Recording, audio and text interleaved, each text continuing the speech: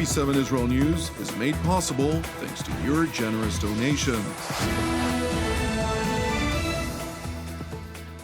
Shalom, good evening. This is TV7 Israel News broadcast to you from Jerusalem. Jerusalem Security Cabinet votes unanimously last night in favor of a gradually expanding IDF operation in the Gaza Strip dubbed Gideon's Chariots. Prime Minister Benjamin Netanyahu pledges to hold Iran responsible for the Houthi ballistic missile strike on Ben Gurion International Airport. Iran insists that it has nothing to do with the Houthi belligerence against Israel and freedom of navigation in the Red Sea. Jerusalem's Security Cabinet voted unanimously last night in favor of a gradually expanding IDF operation in the Gaza Strip.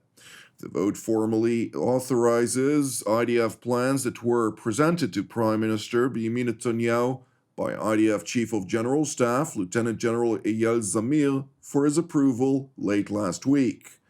It is important to know that while the IDF was granted approval to call up over 60,000 reservists, the gradual implementation of the high-intensity operations ultimately aim to pressure Hamas into a new hostage release deal. If the Palestinian terror group fails to accept Israel's demands for a deal, the IDF will unyieldingly intensify its operations until the Islamist Hamas is fundamentally eradicated. Meanwhile, during a meeting between Prime Minister Benjamin Netanyahu and visiting Cypriot President Nikos Christodoulides, the latter head of state stressed Nicosia's unequivocal position: all hostages must be released.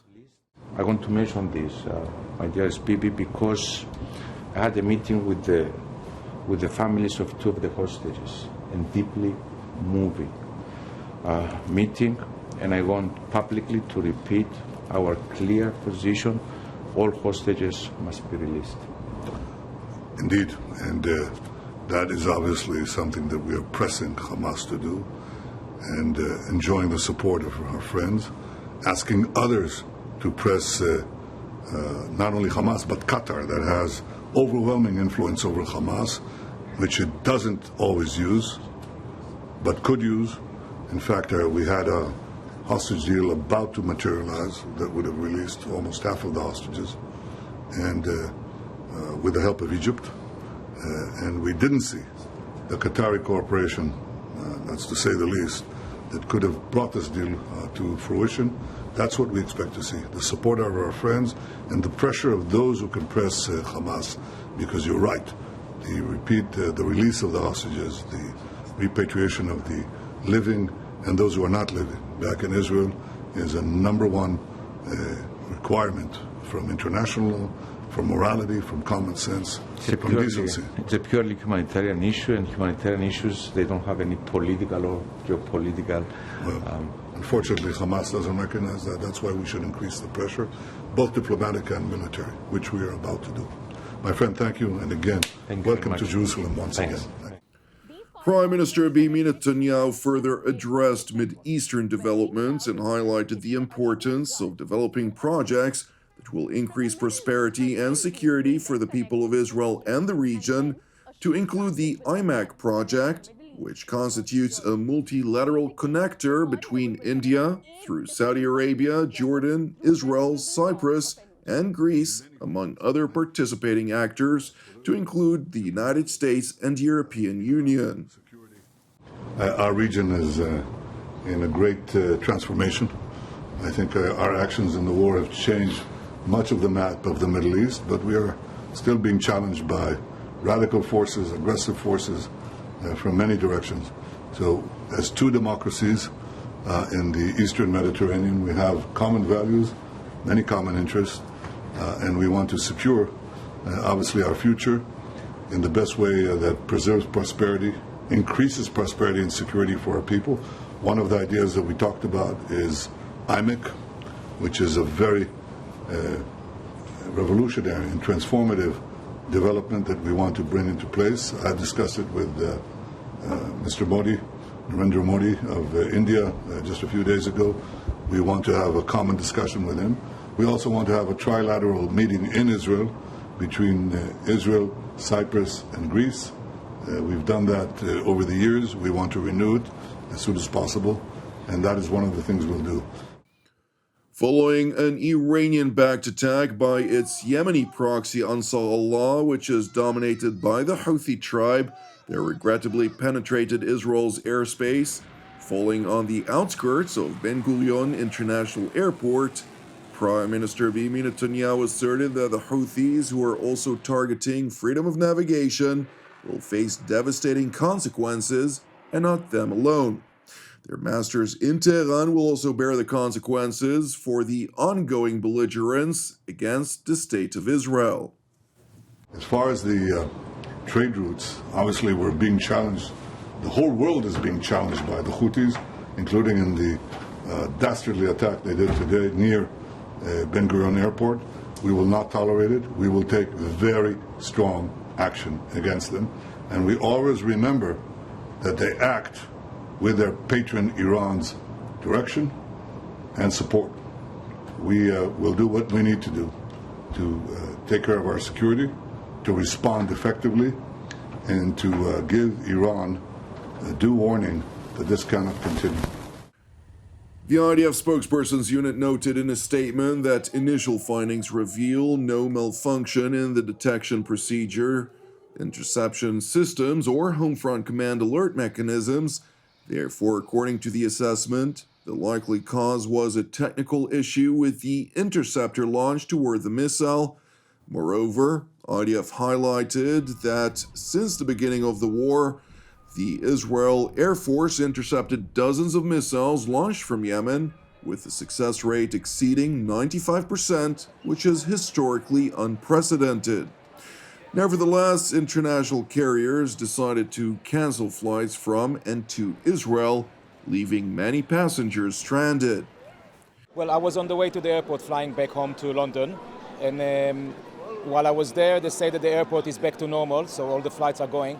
I arrived now and just went to the check-in, did the security, and Wizz just told us that they've canceled the flight. Although the flight coming in is going to land, but the flight going out, they're no longer going to do flights to London, so they canceled it. They gave us no alternatives, so I had to fly. I had to find an alternative flight for tomorrow, so I'm not going to be at home tonight at London. Meanwhile, in Yemen, the Iranian proxy Ansar Allah boastfully claimed responsibility for the ballistic missile fired toward Ben Gurion International Airport. The missile force of the Yemeni Houthi armed forces carried out a military operation targeting Ben Gurion Airport in the occupied Jaffa area with a hypersonic ballistic missile, which successfully hit its target, by the grace of God.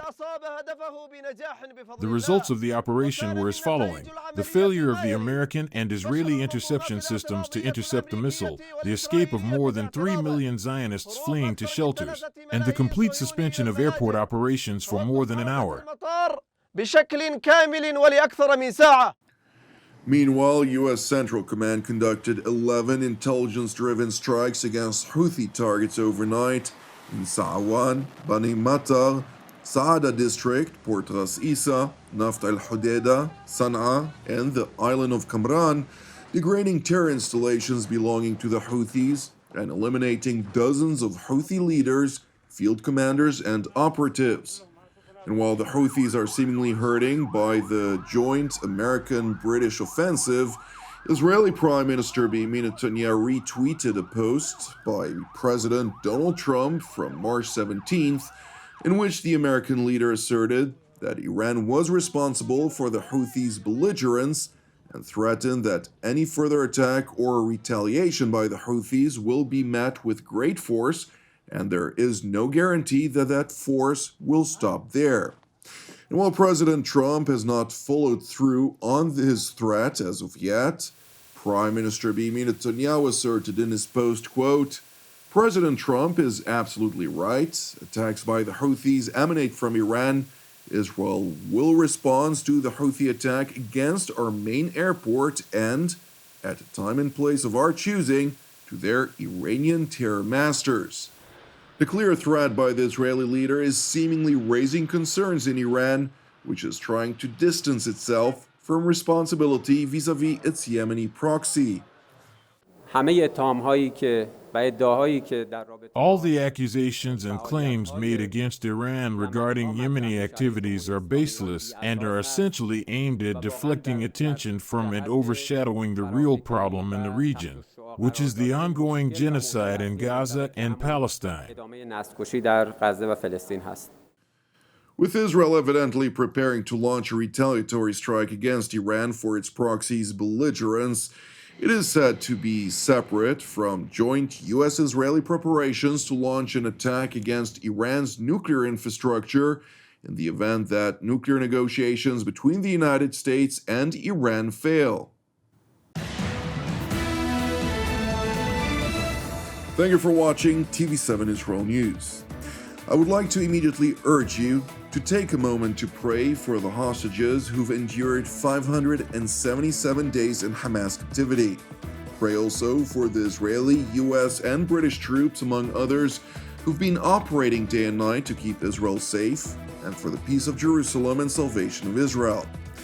Also, if you've been blessed by TV7 Israel, which is exclusively funded by our viewers, please consider supporting our productions. You can donate via our website at www.tv7israelnews.com.